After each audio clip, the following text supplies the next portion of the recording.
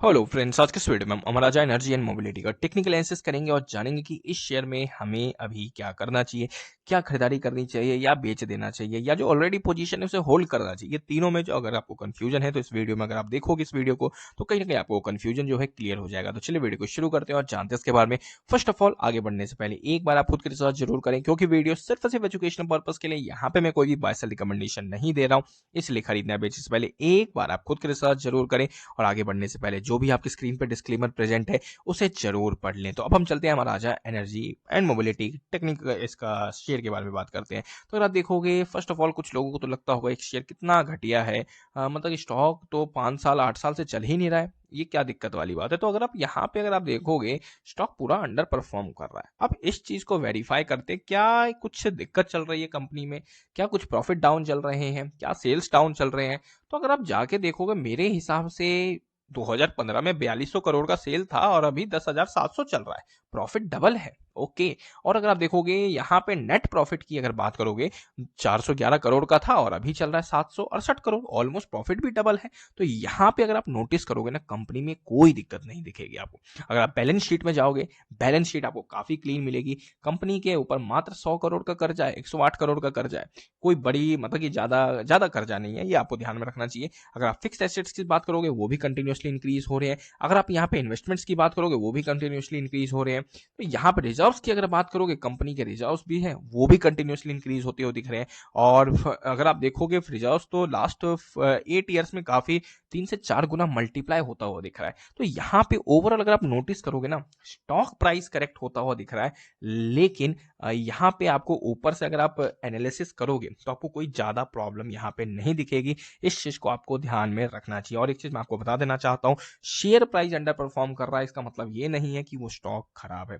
हो सकता है स्टॉक कंसोलिडेट कर रहा हो और अचानक से एक ही बार ऐसा भागेगा कि उसने जो 8 साल में रिटर्न नहीं दिए वो 2 से 3 साल में दे जाएगा। तो ये कहीं ना कहीं एक काफी इंपॉर्टेंट फैक्टर होता है मार्केट में, ये समझना काफी इंपॉर्टेंट है। स्टॉक प्राइस उसके अच्छे या बुरे से डील नहीं करता है, उसकी बैलेंस शीट डील करती है, उसका कैश फ्लो स्टेटमेंट हो गया, उसका क्या प्रॉफिट एंड लॉस स्टेटमेंट क्या चल रहा है, वो कहीं ना कहीं उसके अच्छे और बुरे से डील करती है। ये चीज आपको ध्यान में रखना चाहिए। और इस कदर ये जो जिस हिसाब से इसके प्रॉफिट बढ़ते हुए दिखे रिसेंट टाइम में, उसके कारण स्टॉक का पी 16 के आसपास आता हुआ दिख रहा है। अगर आप रिटर्न ऑन कैपिटल एम्प्लॉयड देखोगे 20 के आसपास है, रिटर्न ऑन इक्विटी 14.8 के आसपास है, अप्रॉक्स 15% के आसपास है। डिविडेंड भी देना कंपनी पसंद करती है, 1% के आसपास है। तो यहाँ पे सारी चीजें मेरे हिसाब से फेवरेबल लगेंगी, ज्यादा कोई दिक्कत नहीं है। अब हम चलते हैं अमराजा के चार्ट पे। तो वो चीज मैंने आपको शेयर कर दी है जो चीज मुझे ओवरऑल बैलेंस शीट में लग रही थी, जो अच्छी चीजें थी।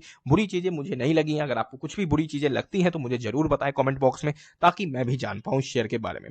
तो अब यहाँ पे चार्ट की बात करें तो मेरे हिसाब से फिलहाल की डेट में जो स्टॉक की जो मजबूती देखी जाए तो मेरे हिसाब से काफी ज्यादा मजबूत लग रहा है, वीकनेस कहीं भी नहीं है। और वीकली चार्ट पे देखूं काफी मजबूत है, डेली चार्ट पे देखूं वहां पे भी काफी मजबूती है, अगर मैं मंथली चार्ट पे चेकआउट करता हूं तो वहां पे भी काफी मजबूती है। तो हर तरफ मजबूती चल रही है और मेरे हिसाब से ये कहीं ना कहीं काफी अच्छा परफॉर्म करता हुआ दिख सकता है आने वाले दिनों में। ये चीज आप लोगों को जरूर ध्यान में रखना चाहिए। और अगर आपने अमराजा को दुख के टाइम, जब इसका दिन खराब चल रहे थे शेयर के, जब आपने होल्ड किया है, इन फेजेस में होल्ड किया है अगर, तो अब होल्ड करना चाहिए। अब मतलब जल्दीबाजी नहीं करनी चाहिए। अगर आप जल्दीबाजी करोगे और अगर आप बेच दोगे तो हो सकता है बाद में पछताते हुए दिखोगे कि सोचोगे यार मेरे पास था तो, लेकिन मैंने पेशेंसली होल्ड नहीं किया और ये स्टॉक निकल गया और आज देख लो कहां पहुंचता दिख रहा है। और जिस हिसाब से अगर आप देखोगे लास्ट मंथ की क्लोजिंग है, वो भी कहीं ना कहीं अपने आप में काफी बड़ी चीजें बताती है।